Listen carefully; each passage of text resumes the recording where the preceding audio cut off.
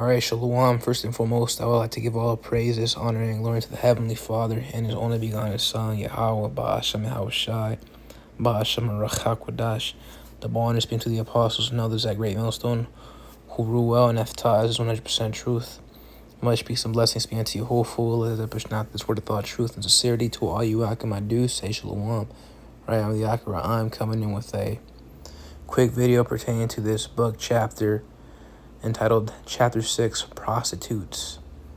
So it's a book chapter I found in the JSTOR database, which, JSTOR is a so-called scholarly website with peer-reviewed works, which peer review pertains to the sending of drafts to a group of people so that they could give you feedback and revise it, right, to make it quote-unquote more accurate.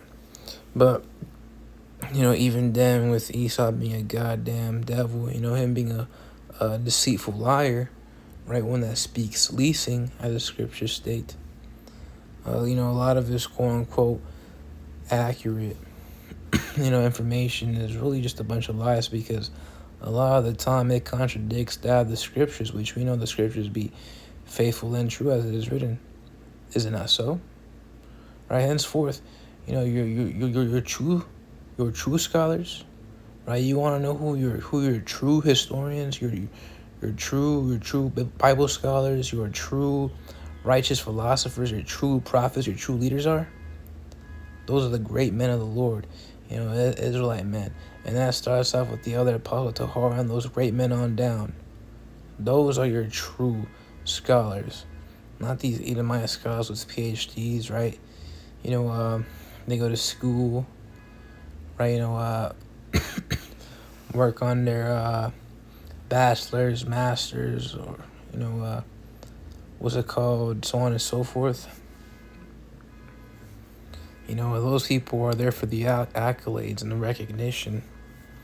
We're not here to force ourselves in getting recognition, right? The Lord will give His men recognition in due time. Right now, His men are just doing the works and teaching history soundly, right? Which, hey, I love history, man. If it weren't for this truth brought to you by Yahweh Ba'ashem Yahushai, I could care less about history.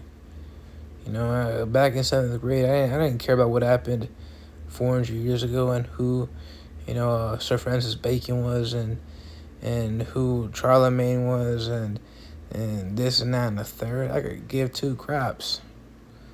But since it's truth, and since, this has been spoken of those great men to learn the mystery. To learn the mystery, to know the mystery, you gotta learn to know the mystery, you gotta learn the history. Hey, that like basically, sealed my interest in it, kindled my interest in it, or more so, Yahweh Ba'ashem Yahushai kindled it. Just a general interest in research, because, as the other Apostle Gabar made the mention, upon receiving this truth, you are extremely fond of research, right? You began to delve into all these, nooks and crannies, if you will, to metaphor for, a manner of, web pages, Wikipedia, Britannica, which Esau always approves of those. He talks about, hey, go to scholarly-based websites. Yeah, well, at the same time, Wikipedia, though it's a community-based website, right? Hey, it's still going to have, a general overview, a general truth to it. But even then, as that can support, nothing wrong with looking at various sources, right? Looking at various sources, because even then, certain things are quote-unquote nuanced, oversimplified, right? And there are certain textbooks I have found, assigned to me by school, which are incorrect, right? This college issued a textbook. I'll pull it out. The title, at least. I'm not going to read the actual thing, but it's entitled World History, Culture, States, and Societies to 1500 in the first, no, in the second chapter, yeah, the second chapter, early Middle Eastern and Northeast African civilizations, it touches on the Israelites and ancient Israel, early Israelites, the United Kingdom of Israel, the importance of the Israelites and ancient Israel, right? Those four sections, in that said chapter 2. It makes the mention how David was apparently the son of Saul, which is completely unfounded. It is incorrect. It contradicts how the scriptures. David, as the scriptures state, was the son of Jesse, right? The son of Jesse. Right, I'm gonna pull out a quick precept.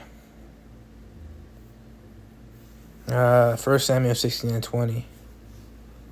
And Jesse took an ass laden with bread. An ass, doesn't mean a freaking butt cheek. It means a donkey, right?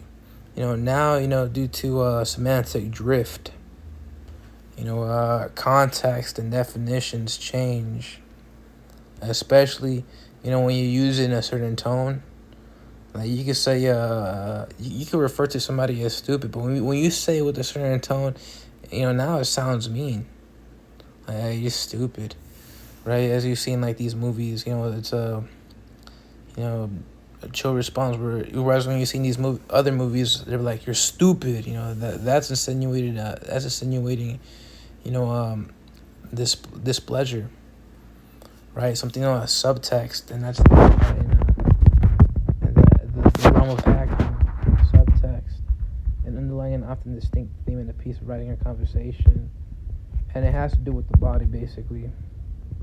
Right? Examples of subtext include a character feigning happiness at their loss to hide disappointment. A teacher asking, "Are you sure you want to turn this in?" to imply a paper needs more work, or the line, "I hate you." See, so it's just you can look at it as clues, visual and auditory clues. Auditory pertaining to that of hearing, right? Auditory, audio, sound, to hear. But yeah, semantic drift means, or semantic change. It's a natural linguistic process where a word's meaning changes over time, expanding, narrowing, or shifting to new, sometimes unrelated concepts.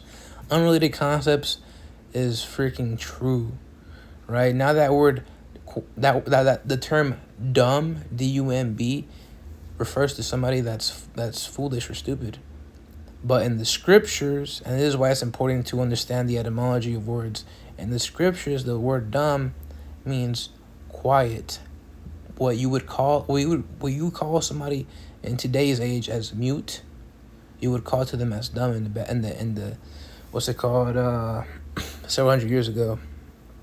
All right, because this is 1600s English, right? Not Old English. Old English was completely different to the English used in the scriptures, particularly like the 1611. The thou hast, sayest, durst, right? Dumb, so on and so forth. Those words, are, what's it called? Archaic, if you will. Archaic means just old in general, old-fashioned. Right? Those words are old-fashioned. Right? This evolution can be seen in examples like silly, which once meant innocent and now means foolish, or awesome, which shifted from inspiring awe to very good. Semantic drift also occurs in other contexts, such as in machine learning and software, where it refers to discrepancies between a system's original definition and its current implementation or output. Discrepancy is a big word, so, as I've been taught, we're supposed to break down these big words. That's what I try and do. Elves don't even bother speaking, these high and mighty so-called formal words, because then hearers won't be able to understand a thing you're saying. It's like speaking another language to somebody that doesn't speak that said tongue. It's vain. if you're gonna use big words, from time to time, break down the meanings. That's what I've been taught. So, discrepancy. I've heard this word many times. I forget the definition though. So this is even a review for me. And the Google definition reads: a lack of compatibility or similarity between two or more facts. Inconsistency. Right. So again, with silly, the word silly, once meaning innocent, now means foolish or awesome. Right. So it's what Esau would call, or it's not gonna Esau.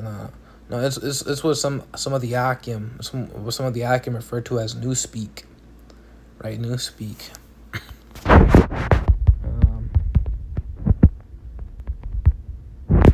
Ambiguous, euphemistic language used chiefly in political propaganda. Deterrence is just newspeak for plain old threatening, right? If I'm mistaken, that's what's it is newspeak, right? I think I heard about that on the now archived website from the Akim, which contains a lot of breakdowns. Negroes, Latinos, and Native American Indians are the real Hebrew Israelites by heritage and bloodline. I think this website before it got archived was known as the HebrewIsraelites.com or something like that. I gotta review it though. But, so, I'll keep my piece on that. But, for sure, semantic drift. Same thing with that word incel. The heathen, starting off with Esau, Edom, and predominantly the woman, so-called woman, weaponized that word to use it against, people like us. Oh, you're just an incel because you're insecure and whatnot. Well, first of all, jealousy is not insecure. They always ought to allocate jealousy with insecurity. That's fucking bullshit because, first of all, jealousy is not a form of insecurity. All right? It's not a form of insecurity. Being jealous is caring for one's possessions, which a woman is. Right? We're not going to sugarcoat it. A woman is a man's possession. It's in the freaking scriptures, man. All right, yeah, this is the book of Ecclesiasticus, aka meaning also known as the book of Sirach, right? The 36th chapter, verse 24. And it reads, Slovakia, it's verifying. All right, there. He that getteth a wife, because the scriptures start off with the man, which is the head of every woman, right? This truth is directed to the Israelite nation. First and foremost and predominantly, the what? The man, right? He that beginneth a woman. So it's always just the man first and foremost. He that getteth a wife. What is a wife? A female spouse. Beginneth a what? A possession. A hope like unto himself in a pillar of rest. And see, that's what a woman is supposed to be. A handmaid. A helpmate. Someone that help the man. A pillar of rest. You're supposed to, what's it called? After a long day of your husband's work, you gotta, be there for him, cheer him up, massage his shoulders, take his shoes off, rub his feet if you, caress him, tell him sweet things, right? Give him a cup pour him a cup of wine or whatever, like some lemonade or something like that. Feed him, right? Love him. That's what a woman is supposed to do. You heard? Right? Not the other way around. You got American Horror Story. I believe it was season 3 or season 4, whatever. It's about the witches.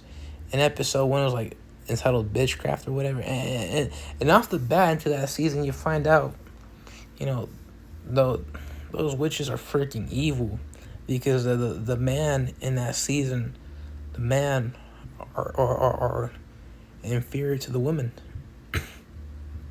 right? Inferior to the woman. You know, the servants are men. The servants are men. That's contrary to the scriptures, right? Hey, time back to Genesis 3. Does not the scriptures make the mention, a woman's desire shall be to her husband? Hell yeah. Many other priests going into, a woman, being that under a man. 1 Corinthians 11:3, what's it called? The head of every woman is a man. Head meaning lead. Chief. Right? The husband is the leader. And it's no wonder why we have a rod, genitalia, right? In an anthropology course I had once taken, the professor, trying to disprove God. And this is Nehemiah, right? He made the mention, well, if God is so smart, if a God is so smart, then why didn't he just program, Eros to be on the inside, to protect it, because then you get kicked and, it ends pretty badly. Well, what's it called? Speaking as a man here, I always saw what's it called as a sign of, dominance, right? Leadership. Hey, when we use the term rod, a rod, normally, a big staff in your hand, right? A scepter, in other words, shows power, rule, right? This third leg we got, this third leg, which it will be a third leg in the spiritual bodies, right? It is likened to a rod, and that what's it called? When you get with a woman, you humble her. If I'm mistaken, the scriptures use that as well. That phrase, for he hath humbled her. Right? When you're humble, you're being submissive. You're being inferior. You're being under a superior force. I always saw it as what's it called? If I'm mistaken, the loins in Hebrew is mamathan. If I'm mistaken, mamathan. Correct me if I'm wrong on that. And I always saw it as what's it called? A sign of power, right? Hence why we use it as the word rod. If I'm mistaken. Correct me if I'm wrong on that. I don't wanna wing it. That's how I always saw it, right? Especially when it's erect. What's it called? And there's no wonder why you have Pharaoh, what's it called, create the same thing. His obelisk. We're not supposed to be an erected, loin. Hey, to show his power. Right? Anyways, he that getteth the wife beganeth a possession. Right? So nothing, there's no such thing as, what's it called, jealousy meaning insecurity. No, jealousy is a righteous thing. Hey, you're just trying to protect the goods.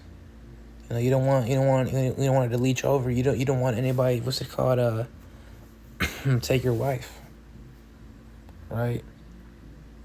What's it called? It's a wicked thing for another man to deal with a married woman. That's also in Sirach, right? A.k.a. Ecclesiasticus. I'm gonna pull that out. Ecclesiasticus, chapter 9, verse 9. Sit not at all with another man's wife. Again, this is addressing the man speaking. This is addressing the man speaking to the man. Sit not at all with another man's wife, nor sit down with her in thine arms, and spend not thy money with her at the wine, lest thine heart incline unto her, and so through thy desire thou fall into destruction. Right? You fall into destruction. How? If you get with her, you basically, if I'm saying there's a scripture going to how he that commits adultery destroyeth his soul. You destroy yourself like that, man. Right? Because we know the law emphasizes capital punishment upon the act of committing adultery. That's an abominable thing in the sight of the Heavenly Father, Yahweh Ba'ashim Yahushai.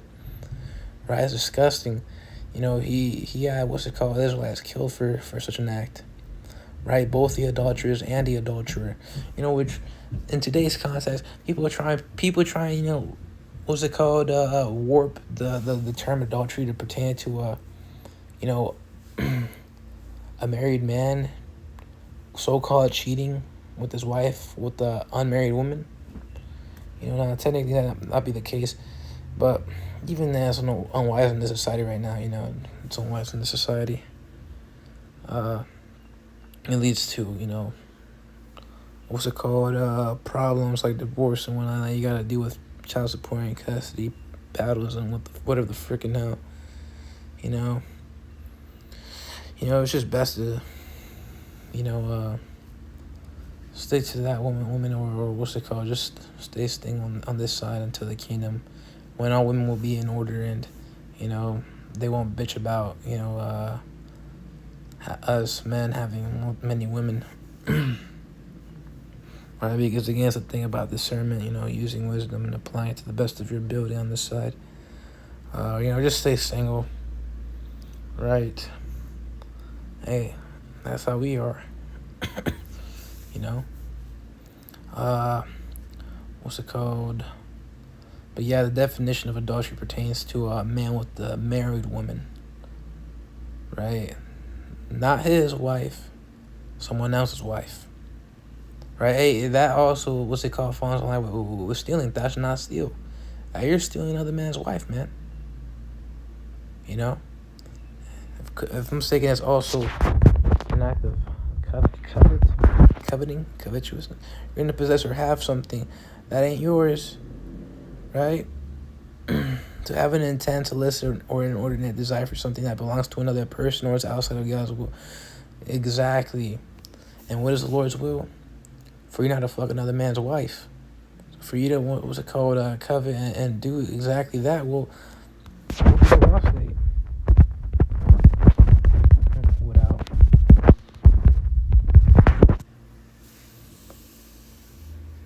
Leviticus 20:10, and the man that committeth adultery with another man's wife, even he that committeth adultery with his neighbor's wife. The adulterer and the adulteress, being the female version, the feminine word for it. Adulterer and adulteress shall surely be put to death. Right. And the man that lieth with his father's wife, I think, covered his father's nakedness. Both of them shall surely be put to death. Their blood shall be upon them. Right. And if a man lie with his daughter-in-law, both of them shall surely be put to death. They have wrought confusion. Their blood shall be upon them. Right. Three accounts of a man dealing with another man's wife. Right. If you deal with because back then in the ancient realm, it was common for men to have several women as wives. So if you were to, because polygamy is a thing back then, polygamy is lawful, supported, and it's going to come back in the kingdom. You can't bring about a whole nation. The scriptures make the mention one shall be 1,000. Well, you can't bring a whole nation back just with one woman. Right? You need what's it called, freaking the same sugar chicken once a year. Like after 20 years, you barely have 20 kids. No. In the kingdom, you're going to, what's it called, be popping, tons of women. Right? Popping tons of women. What's it called? Let's use ChatGPT on this, man. ChatGPT. Quick calculation. Say an Israelite man had 1,000 wives. And he slept with them every day minus the Sabbath, which includes obviously any high holy day, because the high holy day is accounted for the Sabbath. Okay. How many children would he produce? And this obviously an estimate right here. Obviously an estimate. How many children would he produce after 50 years? Say. Step 1, determine the number of nights slept with wives per year. There are 365 days in a year. Sabbath 1 day per week, 52 days per year. High holy days, let's assume it's like 10 additional days per year. Major, holidays with total nights not slept, 52 plus 10, 52, blah, whatever. All right, he has 1,000 wives. Let's assume he distributes his nights evenly. So each wife has slept with 303 nights divided by 1,000. Estimates around 0.303 nights per year per wife. In other words, each wife is slept with roughly once every 3.3 years. That seems extremely low. Blah, probability conception. I'll just get back to the freaking answer because there's like a lot of steps to it.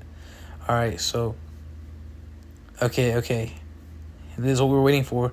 A woman's fertile years are roughly 15 and 40. No, well, the women are getting perfected. These white women are getting perfected.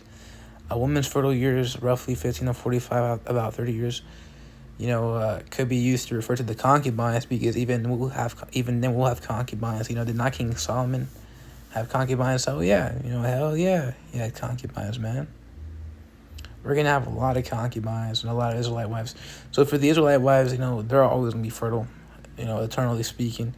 For the concubines, since they're in this flesh, they're gonna be obviously having that certain period of time, unless the Lord, allow for them to conceive even later, as Sarah was able to in her old age. If each wife can realistically only bear no, not during 30 years, say they're immortal.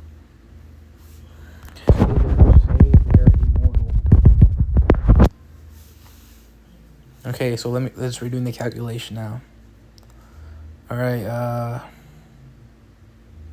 step 4, total children, 1,000 wives times 15 children per wife, 15,000 children. Step 5, over long periods. If the man and his wife are immortal and continue indefinitely, after 100 years, you will have about 30,000 children. After 500 years, 150,000 children. Right? So a limiting factor here is just the number of nights available, not female fertility. Answer: for 50 years with immortality, 15,000 children after 50 years. Right? So, and obviously that's an estimate, but that goes to show you, that's how you bring about a nation. Else with just one woman, one single wife, that's 50 kids after those 50 years. No, but with 1,000 wives, 1,000 wives and concubines, hey, that's 15,000 kids. All right, the scriptures state,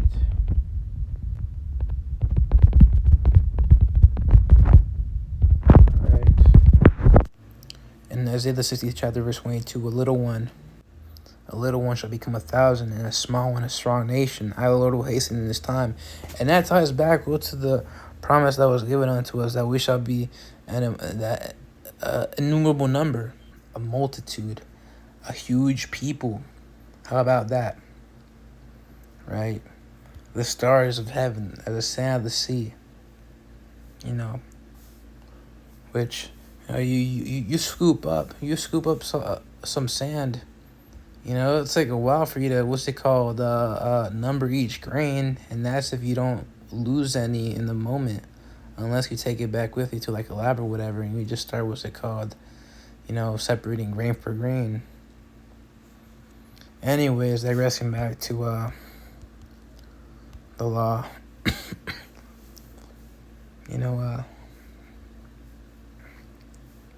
What's it called? Hey, where was I? That's my train of thought. All right, what's it called? I'm gonna go back to Sirach 36, chapter verse 24. He that getteth the wife beginneth the possession, that help like unto himself in the pillar of rest. Right, so, nothing wrong with jealousy. Hey, you have a thing for... Yeah, I was talking about incel, right? The term incel, which, the heathen weaponized that word to pertain to someone insecure, but, really, that term incel was coined by a Soca Canadian woman who formed a group of, single people, that struggle with dating. That's all it was, and so it means people who struggle with dating. I'll bring up the breakdown of it.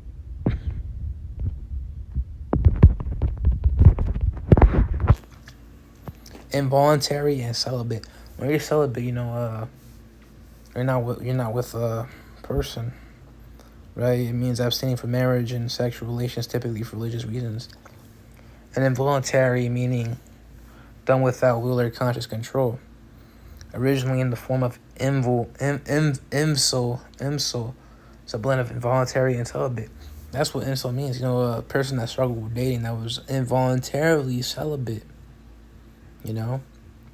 Loners. But what's it called? Due to like fortune and whatnot, people weaponized it. And this is also a form of semantic drift. Now it pertains to the definition pertains to a member of an online community of young men who consider themselves unable to attract women sexually, typically associated with views that are hostile toward women and men who are sexually active. So they try and, refer to it as such because we're apparently so-called misogynists. When really it's the other way around. It's the women hating the man. That's all over your media. Hell, for example, I've heard about that app, that social media app, Tags. Every single post about a freaking hoe, calling out a man. She's like, can we normalize, can we normalize chilling with other men, while having a boyfriend, so-called, right? Because, there's no such thing as a boyfriend, you just have a man, a husband. You can fuck your girlfriend any time. She's still your girlfriend. That's your wife. Pertaining to the scriptures, right? But you see how all these posts, they all condemn the man. And these women, they get all political, and come up with all these retarded reasons. Retarded because it's slow. The woman was never, imparted knowledge as the scriptures make them, or wisdom as the scriptures make them mention, right? Wisdom is deprived, or she's deprived of wisdom. Right? That's why a lot of the times you got these men able to, counteract their quote unquote comebacks. Right? They're unfounded. You had some, chick make the mention, if you save $1 every day, you'd have like 100,000. Bro, what? You can't have like 100,000 by the end of the year. Annually, you can't have 100,000 annually for saving $1 a day. Oh, do we have 100,000, days a year now? Hell, that means, I'm only like a few years old, right? Or how many years is 100,000 days, right? 200. Damn, I'll still be. Nah, I wouldn't even be a year old. I wouldn't even be a year old if a year was 100,000 days. No. Right? A year, what's it called? Way less than that. Way less than that. Right? 12 months.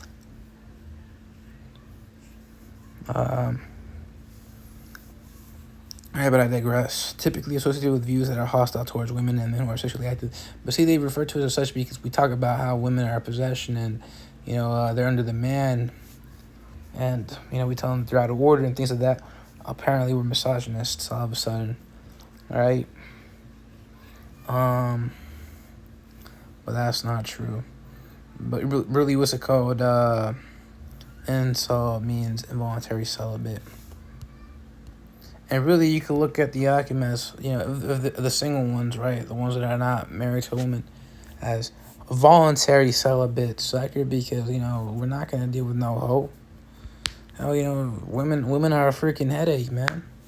And you have that one clip of that one dude that got arrested and he was like singing this song all happy, fine and dandy, talking about, hey, I got 24 hours without my wife. You can tell how stressed out he was, man.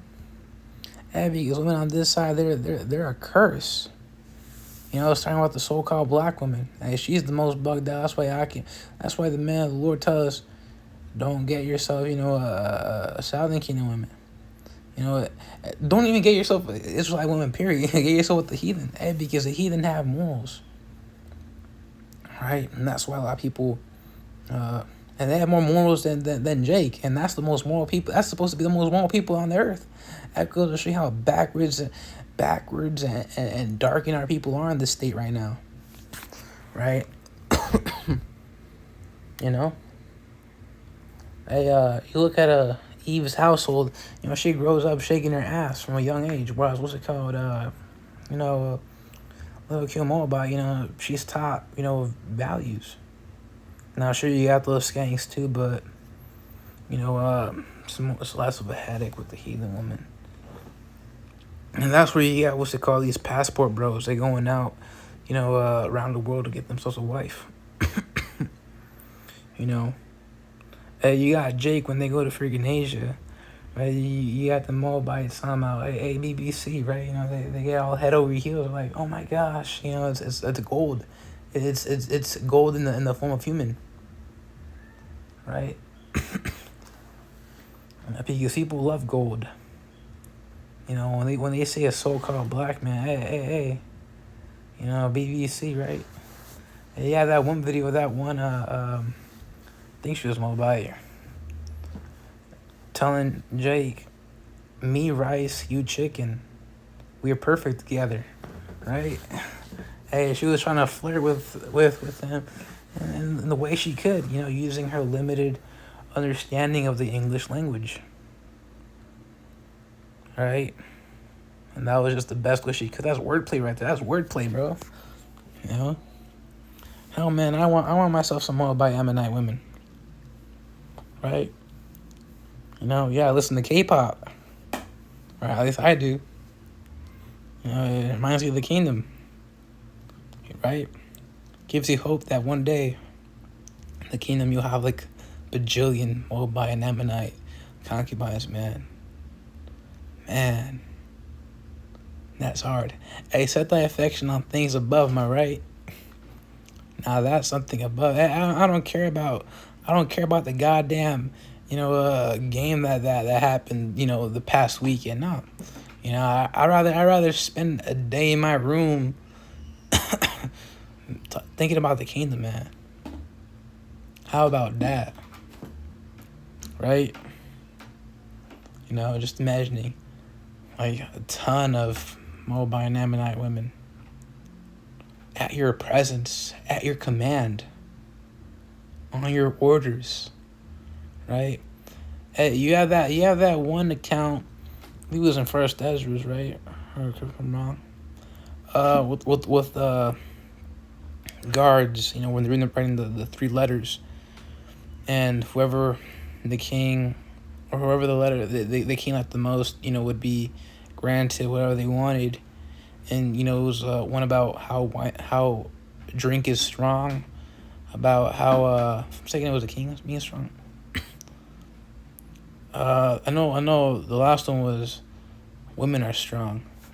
And women are influential because many men have fallen off the wits for women, and you know, in that letter it made the account how the king's concubine, you know, if I'm mistaken, smote him, you know, playfully, but even then, that shows you what's it called, how backwards women are on this side. So, because even though, you know, it was more locked in the ancient realm, you know, there's still bits of feminism over there, right? You have the high priestess, right? What's it called in these various city states? The high priestess of Inanna, right? And you know, the high priestess, you know, that was an influential and powerful lead, right? So even then, you had accounts of it, you know, feminism. Hell, what's it called? Even going back to pre-colonization of the Americas. Yeah, guy, what's it called? Tribes being matriarchal, right? You know, which is supposed to be patriarchal. You know, and I think God took the personification of wisdom as a woman too literal, because hey, by all means, he made the woman the one. Man, Jake won out. But if there was anything good, you know, it was their custom to set the men up as leads. But, you know, the dumb thing was that the women were the wise ones. But the scriptures clearly say that she's deprived of wisdom, nigga. She clearly freaking is. You know? A woman, what's it called, trying to inquire of a man of the Lord. And then he trying to speak up as a man. And then she be like, hey, don't mansplain me. Well, get your bitch ass out of here then. If you don't want those men to be men, right? You're not gonna sugarcoat that shit. If Yahweh or Yahweh Shai, spoke to your ass, hey man, it would be so much worse, man. Right? Talking about mansplaining, man, this nothing. And man, the Lord talking ain't nothing. Or yeah, it is something, right? It's what's it called? Right? It's profitable, but it ain't what's it called? A bad thing, If you hear man of the Lord, what's it called? Talk to you. That ain't no mansplaining, right? That's nothing compared to if the Lord were to speak to you directly. Right, but no, what's it called? I don't mean the words of the men of the Lord aren't nothing. Obviously, there are something, right? They're profitable. So I just wanted to correct myself on that, Salakia. Right? Hey, the scriptures make the mention how to the wise are as a fountain of wisdom, to roughly paraphrase, right? The wise men of the Lord. Hey, those are the microphones of the Lord, man. The microphones. I'm saying that was in Hosea or something at that time about how I believe it was. Or maybe I think one of those letter books in the Old Testament making the mention. I have actually want to pull it out. I don't want to just roughly terribly reference it. But Uncle Shepard with me.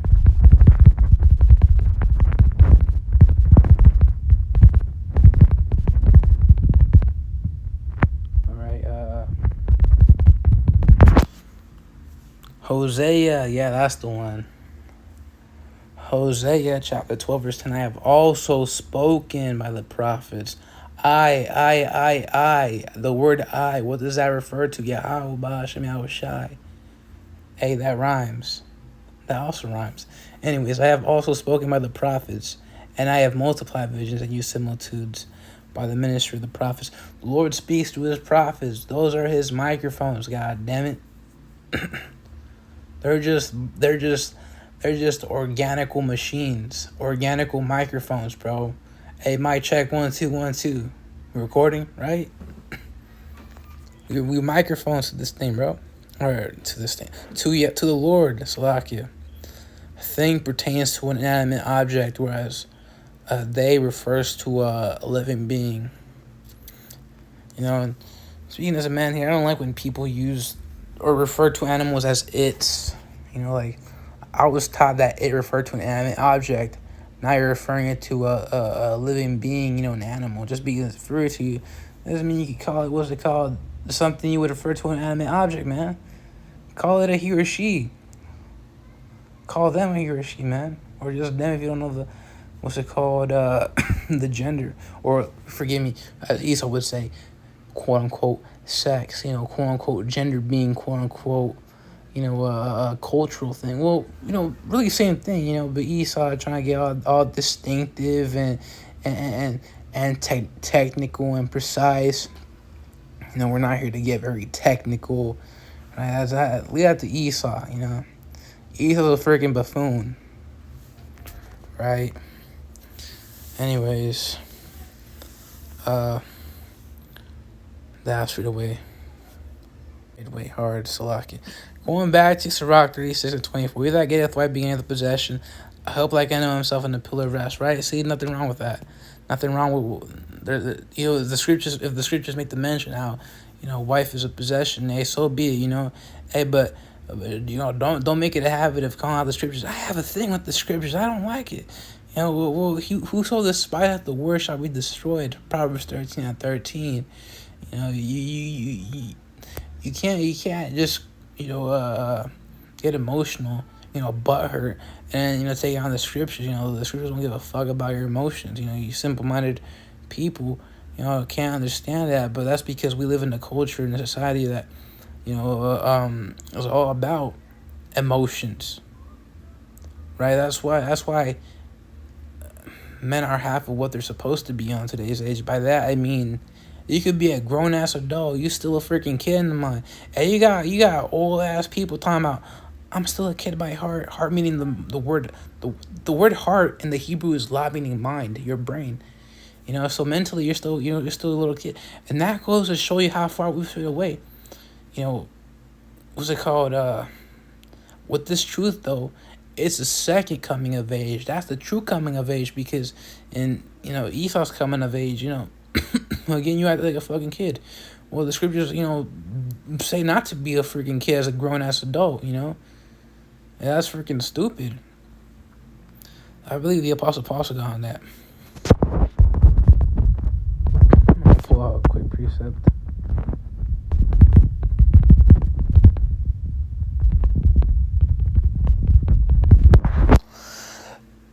All right, yeah, 1 Corinthians 13:11. All right, when I was a child, I spake as a child. I understood as a child. I thought as a child. But when I became a man, I put away childish things. Right? I put away childish things. That don't mean, what's it called? Sliding on a freaking, slide at the playground with your hands out going, wee. No. Leave that to the kids, bro. Put the prize in the bag. Leave that for the kids. Do something manly. What's it called? Go on a water park slide. Now, that's a romance slide right there. What's it called? Playground slide going wee with your hands up now. You wanna replicate that same feeling while being, hey, go on a water slide. I think it's twice as scary, bro. Anyways, I digress back. Yeah, back to straight away. First Samuel 16:20, because I made the point that textbook that was issued to me from school made the mention how David was a son of Saul. That's incorrect, because the scriptures, clarify he was a son of Jesse. And Jesse took an ass laden with bread and a bottle of wine and a kid, and sent them by David his son unto Saul. Right? By David his son. Jesse's son. Now, as for Saul, he was like Saul was like a father to David. Right? Saul knew him from a very young age, right? He was a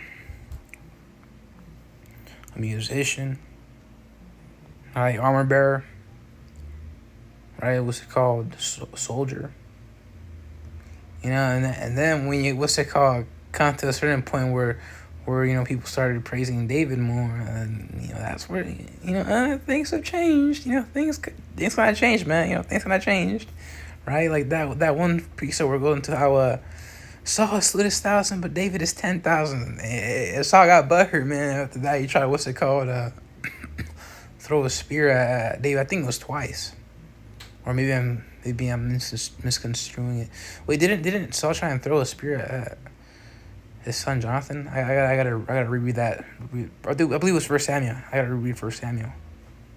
Yeah, it was 1 Samuel, because 2 Samuel immediately picks up after the battle, where the Amalekite pulled up talking about, hey, what's it called? I slew Saul. I believe it was an Amalekite. Was it an Amalekite? What's it called? And then, David had his men slay him because, hey, Saul was the Lord's anointed, even if he was wicked. And what did the scripture say? Not to put a hand on the Lord's anointed. That's what the scriptures say. Touch not mine anointed. Hey, Psalms 105:15 saying, hey, touch not mine anointed and do my prophets no harm. Which, if I'm saying prophets are also anointed. But yeah, anointed Saul was, and after he was, hoping being archaic term, and past tense particle for the word helped, right? Hoping to be slew. David and his men killed the said perpetrator. Because again, that was the Lord's anointed.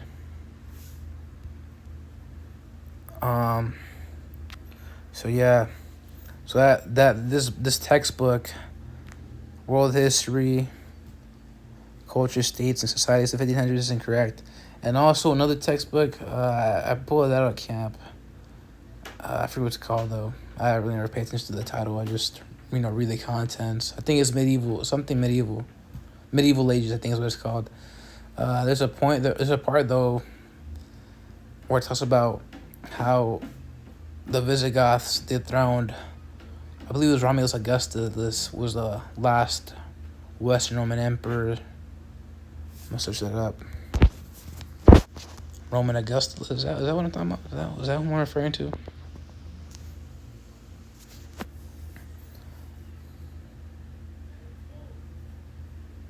No, not the Augustus. It was the last Roman emperor. Romulus Augustulus. All right, I was correct. The textbook made the mention it was the Visigoths that dethroned him, but geographically speaking, that is just wrong. That is not correct. That is not correct. I'm saying the Visigoths were already in the Iberian Peninsula, which is now Spain. And to its west, Portugal over there, but they're like in the western part of Italy. They're like west of Italy. If I'm mistaken, some Visigoths were actually at west in Italy, geographically west in Italy, but referring to Europe as a whole, they were in the west in the Iberian Peninsula. So it wasn't the Visigoths that dethroned Romulus Augustulus. It was Odoacer, the Germanic general Odoacer, right? Odoacer dethroned him, and Odoacer, I think his father fought under Attila the Hun, who wasn't a Visigoth. So I believe it was Hun. I believe he's Hun. Was Hun. I gotta review my notes. So that's just, I'm gonna keep my piece on that one, but yeah. So certain works on Esau's books, even if they've been peer reviewed, they're just bogus, right? They may not have truth to it. All right, and same thing with this, book chapter, which is the main point of the video, the one on JSTOR talking about chapter 6 prostitutes. Anyways, finally to read it because I haven't read it. I really digress, but it was out to the spirit.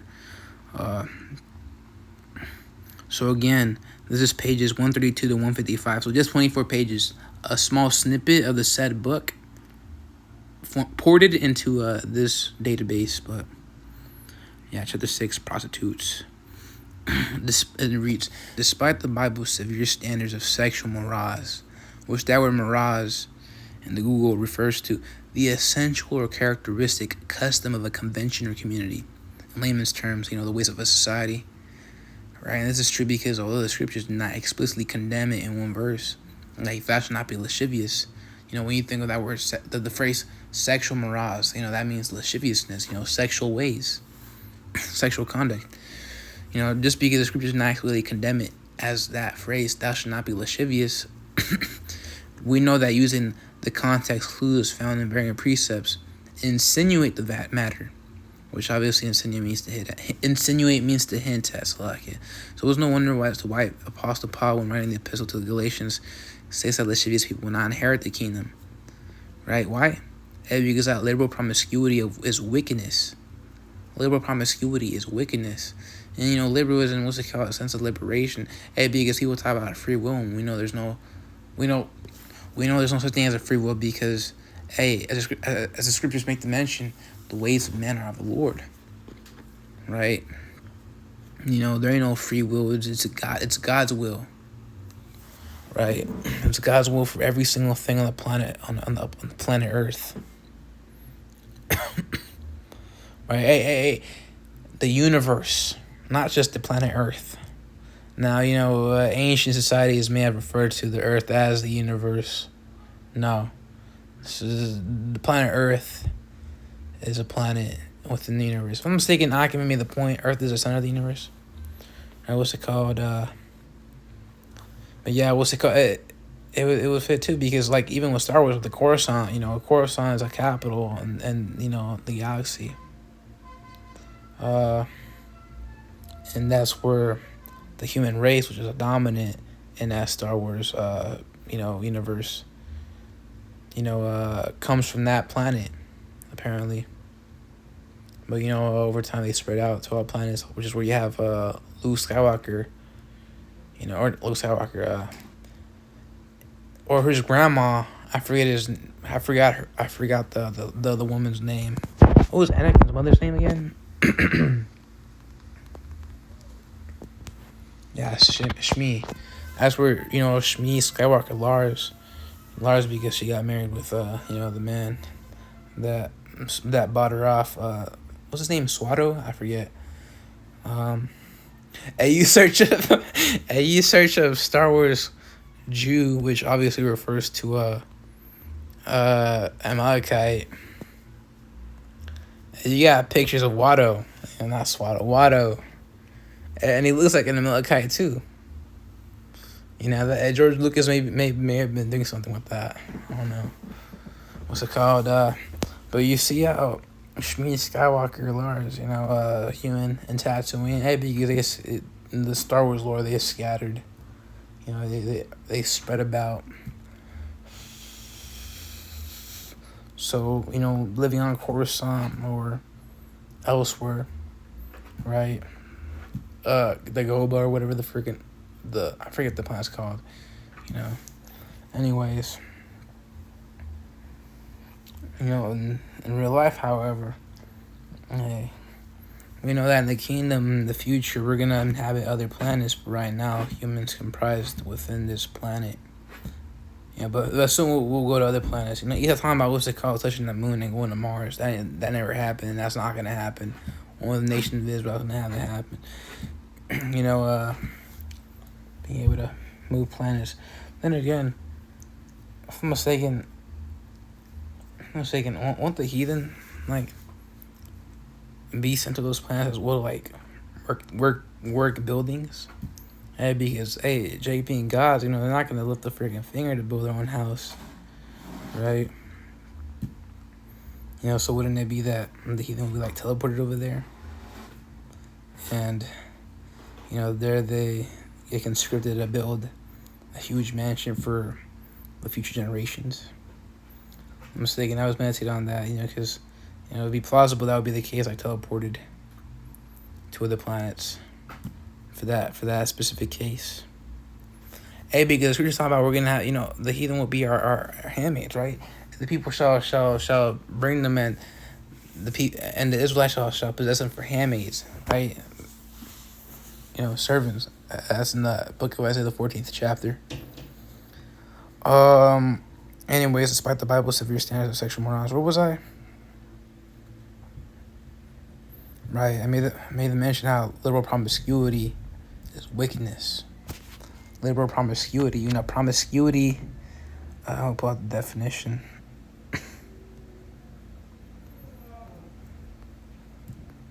With a definition, the fact or state of being promiscuity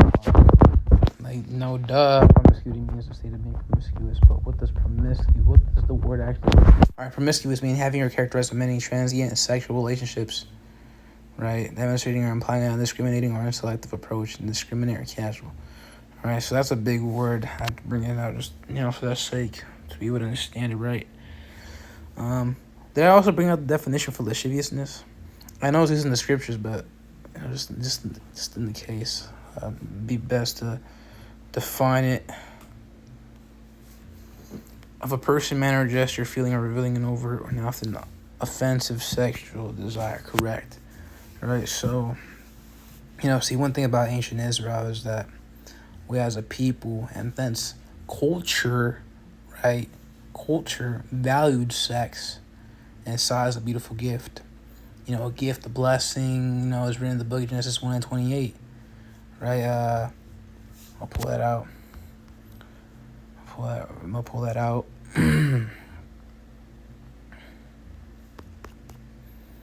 All right, it reads, and power is blessed them, and power is said unto them, be fruitful and multiply and replenish the earth and subdue it, and have dominion over the fish. All right, so but the point was that be fruitful and multiply. Fruitful and multiply, basically, meaning have a lot of kids. A lot of women have a lot of kids. Hey, that's a blessing, man. That's a gift, right? So we value sex as a people, right? As a culture. And yet we didn't hypersexualize it.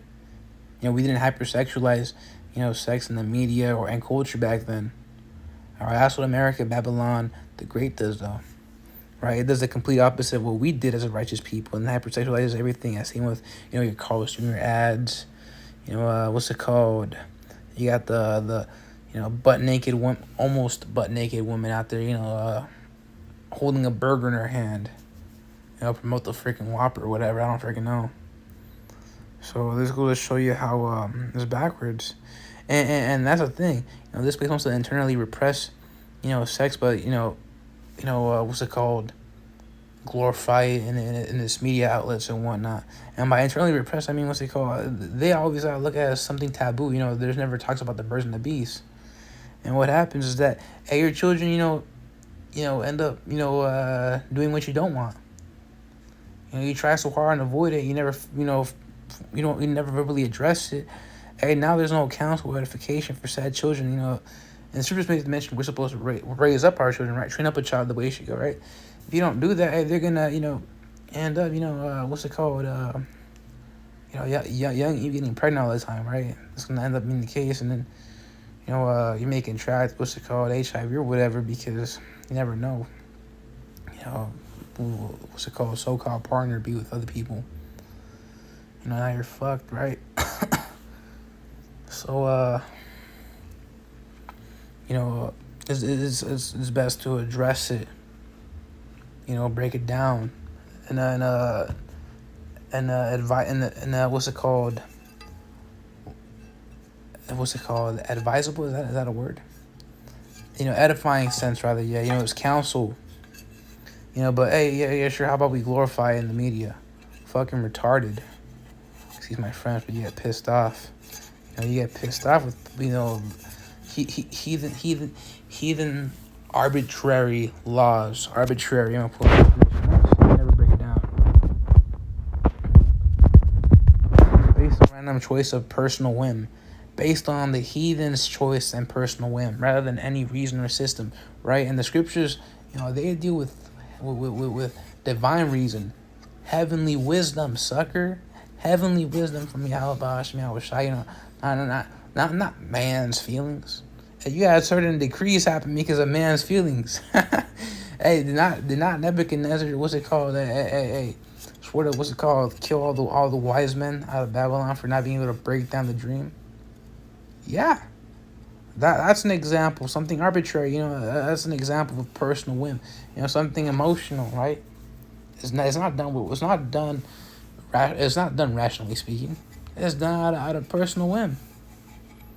And that's what the water Yahweh he gave the vision, the understanding of the vision to Daniel, so he would break it down and save him. What's it called? Meshach, Shadrach, and Abednego's lives, as well as spare the other wise men's lives. Hey, because again, thou shalt not kill unjustly. Hey, because the prophets, the men of the Lord have killed.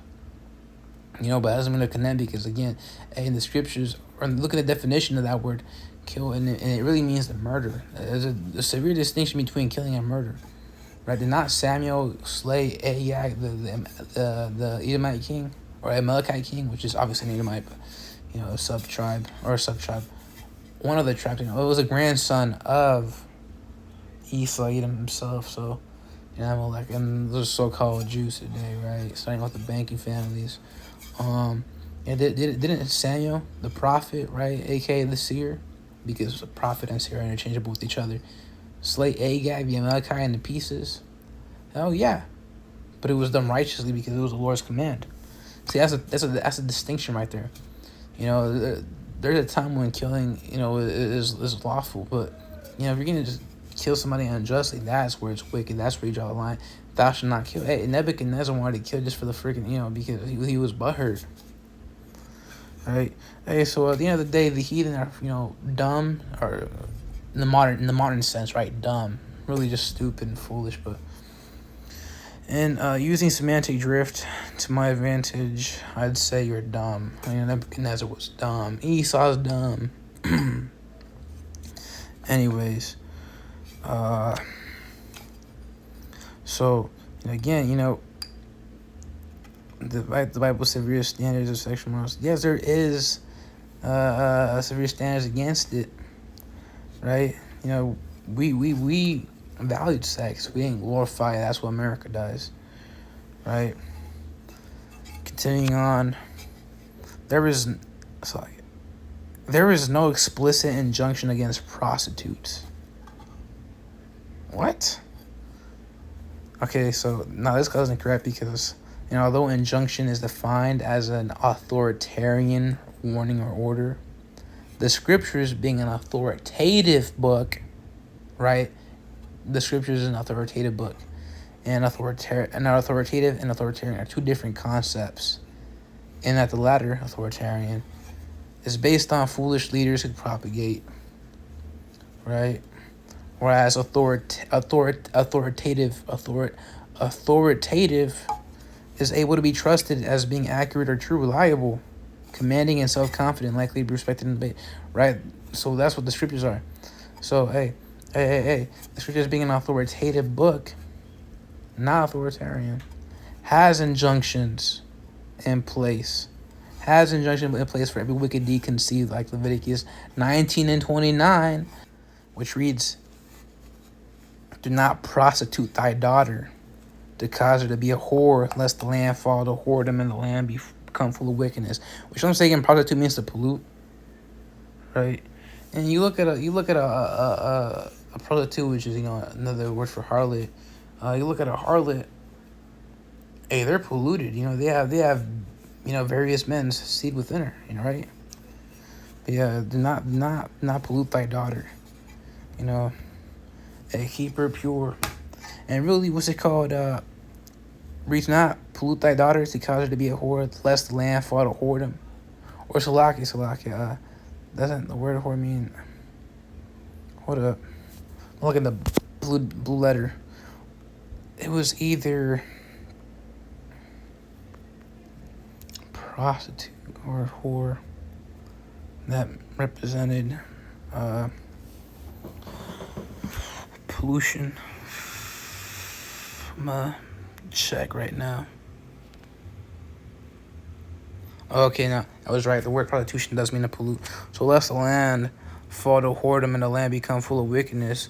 Well, if you were to look at a different translation, that means lest thou pollute the land, right? Because commit iniquity in our land, was to pollute it. And that's why the Lord always advised against it, because then the land would spew us out. In which it did spew us out, right? The Lord had it for the Syrian kings, exile northern kingdom out, and now we're in the Americas. Because they all, gathered under the, the desire to, escape Assyria, and they came to Arsareth, aka now the Americas. That's why Southern Kingdom, they got exiled to Babylon. They came back and they had a whole another freaking history in Judea. And then the diaspora happened. They migrated to West Africa, and they got taken over here. But you got Jake scattered abroad. Many Jake in Europe, Asia. Europe and Asia, Eurasia, the same freaking continent. It's just Asia. The scriptures, you can refer to political bounds within Europe as Asia, right? So there's that. And you got Jay scattered abroad, man. Not only Southern Kingdom, Northern Kingdom too. Because even when the Spanish, Edomites, came over and they were setting up these various ports, you had that the Acapulco trade route, what it's called, something like that. A trade route from Mexico to the Philippines. So yeah, Jay transported over to the Philippines. And even then, that the other Apostle Tuar made the mention how he believes that, he believes. But I also believe that most, if not all, Filipinos are Israelites. How about that? And it's kind of funny how in today's world, outside of the truth, they refer to us Filipinos as the Mexicans of Asia. Isn't that what's it called? Very, very, very coincidental. Isn't that very strange? Isn't that odd? What are the odds? Well, obviously because, as we believe, the Filipinos are Israelites, man. You know, hey, they share a lot of similarities with Jay, man. And they're kind of and they're really bad too. Bad in the slang sense, right? In the attractive sense. So yeah, I want to give me some Filipino women, man, right? So-called Filipino women, Eve in general, man. Because Eve, though I freaking hate her guys on this side, right? What's it called? She's the most beautiful woman on the planet, right? The heathen always make that notion, right? In your social medias and whatnot, you have might talk about damn, Latina baddies and whatnot, so-called Latina baddies, right? Hey, that's Eve. Hey, Eve is supposed to be the most attractive woman. It makes sense as to why she's the most attractive, man. It makes sense because that's the Israelite woman right there, man. And she will truly be stunning in the spiritual bodies. But it's not compared to an Israelite man. Because we know the Israelite man finna be the sexiest, man.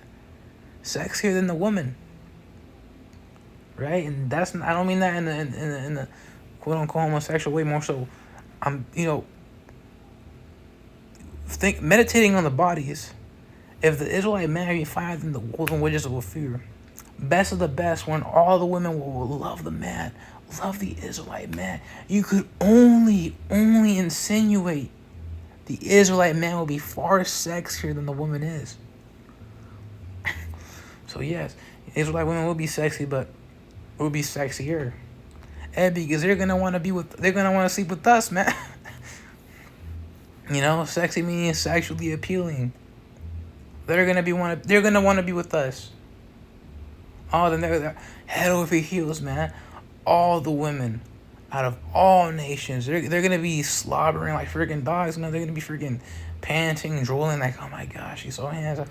Hey, you're gonna have maids, pick up your trousers out of your hamper, and then as they go washing it, they're gonna sniff it like, ooh, wow, it smells good.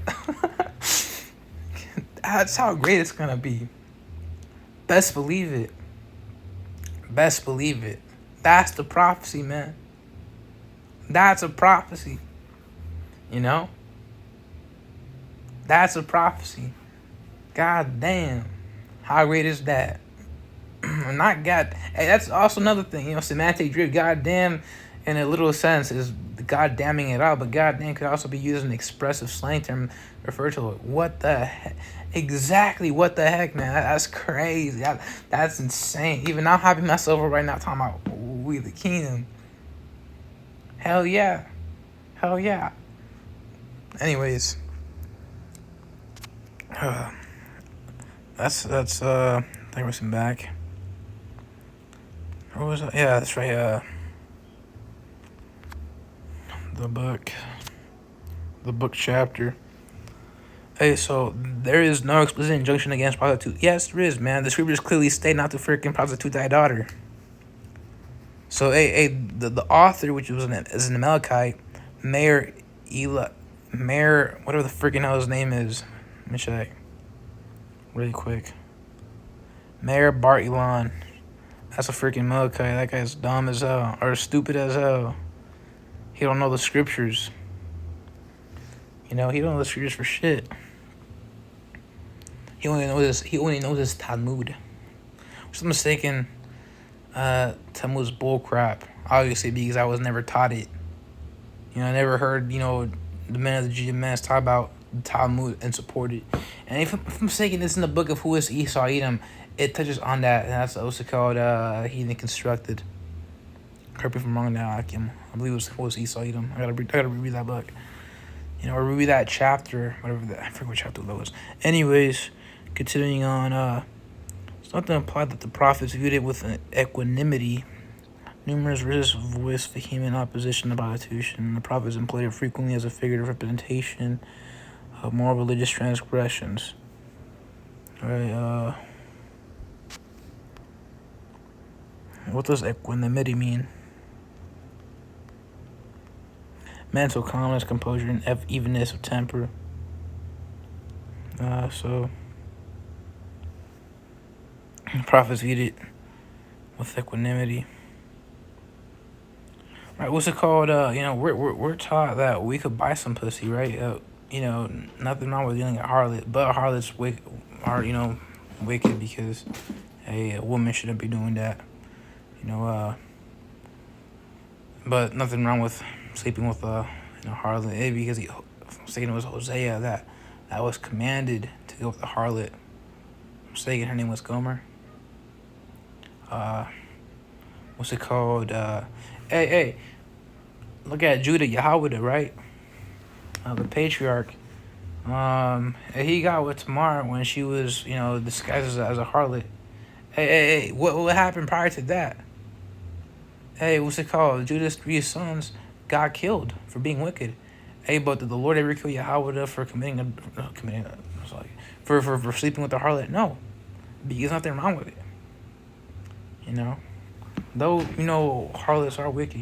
That's why in the kingdom when women are in order, Israelite women, no Israelite woman will be a harlot because they'll all be perfected. And they'll all be humbled down. They're gonna remember that they live terrible lives. And they're gonna what's it called? Be extremely humbled down, bending on their knees, crying, talking about, please forgive me, everything. I want to hear that every single day. Hell, I don't even gotta what's it called reference it. They're all gonna be feeling bad about them. So I was a harlot. I forgive me.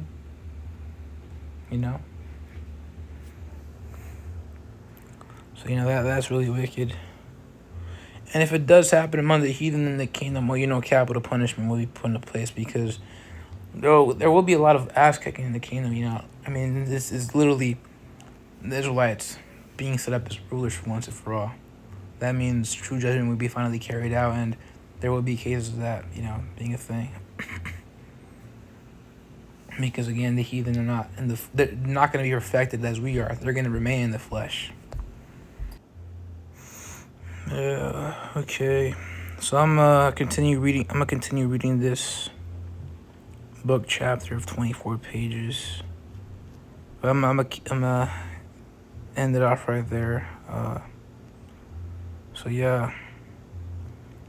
Lord willing, let's listen with edifying. To the next one, I do say shalom.